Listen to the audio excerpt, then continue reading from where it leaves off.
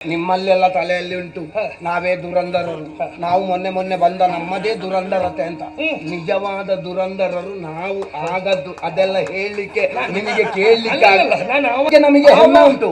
ಆವಾಗಿನವರು ನಿಮ್ಮವರನ್ನ ಕಂಡು ಹೇಗೆ ಮೆಚ್ಚಿದ್ದಾರೋ ಈವಾಗಿನವರು ನಮ್ಮನ್ನ ಕಂಡು ಮೆಚ್ಚುವ ಹಾಗೆ ನಾವು ಮಾಡ್ತಾ ಇದ್ದೇವೆ. ಹೌದು, ಹಾಗೆ ನಮಗೆ ವಿಶ್ವಾಸ ಉಂಟು. ನೀನೇ ಇಲ್ಲಿವರೆಗೆ ಉಳಿದಿದ್ದೆ ಪುಣ್ಯಾತ್ಮ, ನಾವು ಉಳಿಯುವುದೆಚ್ಚ. ಎಷ್ಟು ಬಾರಿ ಹೋಗ್ಬೇಕಾದವ ಬದುಕಿದವ ನೀನು. ನಾನು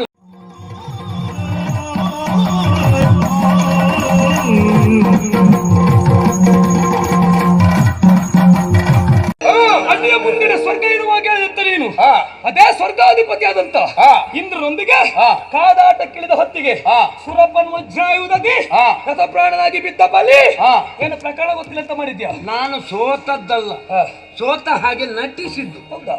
ಮತ್ತೆ ಗುರುಗಳು ಯಾಕೆ ಬಂದು ಬದುಕಿಸಿದ್ದು? ಎಲ್ಲಾ ಪ್ರಸಂಗದಲ್ಲಿ ಎಲ್ಲಾ ಕಡೆಯಲ್ಲಿ ತಲೆ ಎತ್ತಿ ಹೋಗುವವನೇ ದೊಡ್ಡ ವ್ಯಕ್ತಿ ಅಲ್ಲ. ಎಲ್ಲಿ ತಲೆ ತಗ್ಗಿಸಬೇಕು ಅಂತ ಯಾರಿಗೆ ಗೊತ್ತುಂಟ ಅಂತವ ಮಾತ್ರ ನಿಜವಾಗಿ ತಲೆ ಎತ್ತುವುದಕ್ಕೆ ಸಾಮರ್ಥ್ಯ. ಹಾಗಾದ್ರೆ ಗುರುಗಳಿಗೆ ಮೋಸ ಮಾಡಿದ ಕಳ್ಳ ನಾನು ಗುರುಗಳಿಗೆ ಮೋಸ ಮಾಡಿದ್ದೇನೆ ಅಂತ ಸತ್ತವರಾಗಿ ನೀವು ಬಿದ್ದದ್ದು ಹೌದು ಅಂತ ಗುರುಗಳು ಬಂದು ಬದುಕಿಸಲಿ ಶಕ್ತಿ ಉಂಟು ನೋಡುವ ನಾಟಕವ? ದೇವತೆಗಳ ಸತ್ವಕ್ಕೆ ನಾವು ಅಂಜಬೇಕಾದಂತಹ ಅನಿವಾರ್ಯತೆ ಬಂದದ್ದು ಹೌದು, ಅದಲ್ಲ ಅಂತ ಹೇಳುವುದಿಲ್ಲ. ಈಗ ಒಬ್ಬ ವ್ಯಕ್ತಿ ಯುದ್ಧದಲ್ಲಿ ಒಂದು ಬಾರಿ ಸೋತ ಅಂತ ಆದ್ರೆ ಅದವನಿಗೆ ಸಾವಲ್ವಲ್ಲ. ಅಲ್ಲ, ಸೋಲು ಗೆಲುವು ಎನ್ನುವುದು ಒಂದೇ ನಾಣ್ಯದ ಎರಡು ಮುಖಗಳಲ್ವ? ಖಂಡಿತವಾಗಿ. 3 ಬಾರಿ ಸೋತವ 4ನೇ ಬಾರಿ ಗೆಲ್ಲಬಾರ್ದು ಅಂತ ಏನು ಇಲ್ಲ. ನಿಮ್ಮಲ್ಲೆಲ್ಲ ತಲೆಯಲ್ಲಿ ಉಂಟು ನಾವೇ ದುರಂಧರರು, ನಾವು ಮೊನ್ನೆ ಮೊನ್ನೆ ಬಂದ ನಮ್ಮದೇ ದುರಂಧರತೆ ಅಂತ. ನಿಜವಾದ ದುರಂಧರರು ನಾವು ಆಗದ್ದು ಅದೆಲ್ಲ ಹೇಳಲಿಕ್ಕೆ ನಿಮಗೆ ಕೇಳಲಿಕ್ಕೆ ಆಗಲ್ಲ. ನಾನು ಆವಾಗ್ಲೂ ಅದೇ ಹೇಳಿದ್ದು, ಈ ವಯಸ್ಸಾದವ್ರು ಹೇಳುದೇ ಅದೇ ಅಂತ. ಯಾವುದು? ನಾವು ನೋಡ್ಲಿಲ್ಲ ನಿಮ್ಮಷ್ಟಕ್ಕೆ. ಅಯ್ಯೋ ನೀವು ಮಾಡೋದು ಇವಾಗ ಎಂತದ್ದು ಅಲ್ಲ, ಅವಾಗ ನಾವು ಮಾಡಿದ್ದುಂಟಲ್ಲ ದೇವರಾಣೆ, ನಾವು ನೋಡ್ಲಿಲ್ಲ. ನೀವು ಒಂದಕ್ಕೂ ಒಂದ್ಬೇಕಷ್ಟೇ. ನಿಮಗೆ ನೋಡುವ ಯೋಗ ಇರಲಿಲ್ಲ. ವಿಷಯ ಹೇಳ, ನೀವು ಆವಾಗ ಎಷ್ಟೇ ಮಾಡಿರ್ಲಿ ಈವಾಗಿನ ಹುಡುಗರೇನು ಕಡಿಮೆ ಮಾಡ್ತಾ ಇಲ್ಲ, ನೆನಪಿರಲಿ. ಅಲ್ಲ, ಆ ಬಗ್ಗೆ ನಮಗೆ ಹೆಮ್ಮೆ ಉಂಟು. ಆವಾಗಿನವರು ನಿಮ್ಮವರನ್ನ ಕಂಡು ಹೇಗೆ ಮೆಚ್ಚಿದ್ದಾರೋ ಈವಾಗಿನವರು ನಮ್ಮನ್ನ ಕಂಡು ಮೆಚ್ಚುವ ಹಾಗೆ ನಾವು ಮಾಡ್ತಾ ಇದ್ದೇವೆ. ಹೌದು, ನಮಗೆ ವಿಶ್ವಾಸ ಉಂಟು. ಆದ್ರೆ ನನಗೆ ಏನು ಗೊತ್ತಾ, ಇದು ಕಡೆಯವರೆಗೆ ಉಳಿಬೇಕು ನಮ್ಮ ಆಶೆ. ಅದು ಅಲ್ಲ, ನೀನೇ ಇಲ್ಲಿವರೆಗೆ ಉಳಿದಿದ್ದೆ ಪುಣ್ಯಾತ್ಮ, ನಾವು ಉಳಿಯುವುದೆಚ್ಚ. ಎಷ್ಟು ಬಾರಿ ಹೋಗ್ಬೇಕಾದವ ಬದುಕಿದವ ನೀನು. ನಾನು ಸಾಯಲಿಲ್ಲ. ಯಾಕೆ? ಇಂಥದ್ದನ್ನು ಬೇರೆ ತಯಾರು ಮಾಡ್ಲಿಕ್ಕೆ ಸಾಧ್ಯ ಇಲ್ಲ. ಸತ್ಯ ಹೌದು, ಗೊತ್ತಾಯ್ತಾ? ಒಬ್ಬರಿಗೆ ಒಂದು ಪಾಠ ಮಾಡಬೇಕು ಅಂತಾದ್ರೆ ಒಂದು ಬೊಂಬೆ ಉಂಟು ಅಂತ ತೋರಿಸಿಯೇ ಪಾಠ ಮಾಡಬೇಕು.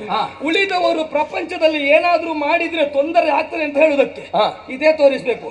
ನೀ ಅಂತದ್ ಮಾಡಬೇಡ ಹೀಗಾಗ್ತೀಯ, ಅಂತದ್ ಮಾಡಬೇಡ ಹೀಗಾಗ್ತೀಯ ಅಂತ. ಅದಕ್ಕೆ ಬದುಕಿದ್ದ ನಾನು ಅದಕ್ಕಾದ್ರೂ ಬದುಕಿದ್ದೇನೆ. ಆದ್ರೆ ನಿನ್ನ ಅವಸಾನ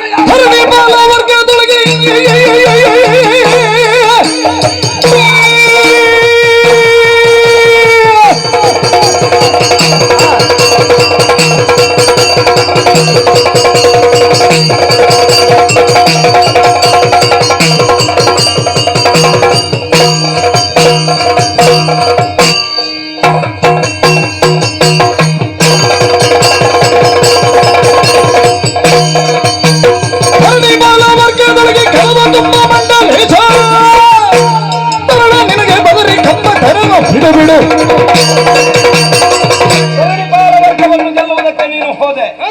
ಎಲ್ಲಾ ಕಡೆಯಲ್ಲಿ ನಿನಗೆ ಜಯ ಸಿಕ್ಕಿದ?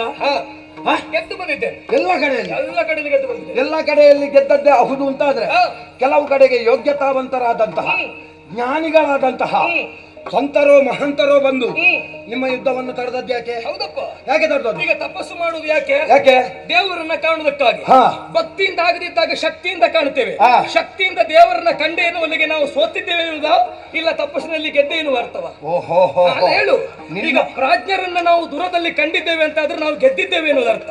ನೀನು ಕಂಡಿದ್ಯಪ್ಪ, ನೀನು ಕಂಡಿದ್ದಿ ಎನ್ನುವ ಕಾರಣದಿಂದ ಹರಿ ನನ್ನ ಮನೆಯಲ್ಲೇ ಇದ್ದಾನಲ್ಲ, ತೊಂದರೆ ಇಲ್ಲಪ್ಪ. ಹಾಗಾದ್ರೆ ನಿನಗಿಂತ ಯೋಗ್ಯತೆ ನನಗೆ ಹೆಚ್ಚು ಅಂತಾಯ್ತಲ್ಲ. ನಾನು ಅಲ್ಲಿ ಕಾಣಬೇಕಾದವ್ರನ್ನ ದೂರದಲ್ಲಿ ಕಂಡೆ, ಇಲ್ಲಿ ನಮಗೆ ಹರಿಯೇ ಸಿಗುವುದು ಹೌದಾದ್ರೆ ದೂರದಲ್ಲಿ ಹರಿಯನ್ನ ಕಾಣ್ತೇನೆ. ಹರಿಭಕ್ತನಾದಂತಹ ನನ್ನಲ್ಲಿ ನೀನು ಮಾಡಿದ್ದು ಸರಿ, ನಾನು ನಿನಗೆ ಹರಿ ಎನ್ನುವ ಹಾಗೆ ನೀನು ಮುಂದುವರೀತಿ ಅಂತಾದ್ರೆ ಸಾಕ್ಷಾತ್ ಹರಿಯೇ ಬಂದ್ರು ಬಿಡುವುದಿಲ್ಲ. ಮಾಡ್ತೇನೆ